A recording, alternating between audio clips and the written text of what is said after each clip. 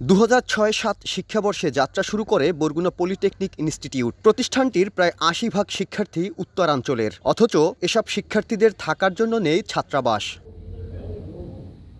শিক্ষার্থীদের অভিযোগ, ছাত্রাবাস না থাকায় নানা দুর্ভোগ পোহাতে হয় তাদের। ভাড়া বাসায় খরচ বাড়ায় হিমশিম অবস্থা অনেকের। নিরাপত্তাহীনতায় শিক্ষা জীবন পার করতে হচ্ছে তাদের। এখানে থাকতে আমার অনেক অসুবিধা হইতেছে, ওইখানে আমার অনেক কিছু মানিয়ে থাকতে হয়, তারপর লেখাপড়া অনেক সমস্যা হইতেছে। স্থানীয়রা এসে আধিপত্য বিস্তার করতে চায় এবং আমাদের ডিস্টার্ব করে, যার কারণে আমাদের লেখাপড়ায় বিঘ্ন ঘটে। মেসের সমস্যা, আমরা ওই ক্ষেত্রে মেস পরিবর্তন করতে চাই, কিন্তু আমরা পরিবর্তন করতে পারি না 1 বছরের জন্য। 1 বছর আমাদের ওইখানে থাকতেই হবে। এদিকে কর্তৃপক্ষের দাবি, ছাত্রাবাস নির্মাণের উদ্যোগ নেওয়া হলেও কলেজের নিজস্ব জমি না থাকায় তা সম্ভব হয়নি। তবে জমি অধিগ্রহণের চেষ্টা চলছে।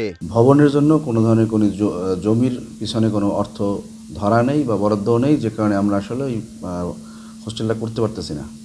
এটা বিগত 22 সালে আমরা এটা নিয়ে জরিপ করছিলাম বা এটা নিয়ে আমরা ঢাকাতে তথ্য প্রেরণ করছি। আমাদের ঊর্ধ্বতন কর্তৃপক্ষ আমাদের কাছ থেকে তথ্য চেয়েছিল এই হোস্টেল এবং আমাদের জমি এবং অন্যান্য স্থাপনার জন্য।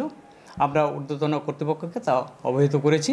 বর্তমানে বরগুনা পলিটেকনিক ইনস্টিটিউটে অধ্যয়নরত 1200 শিক্ষার্থীর মধ্যে 900 ছাত্র ও 300 ছাত্রী রয়েছেন।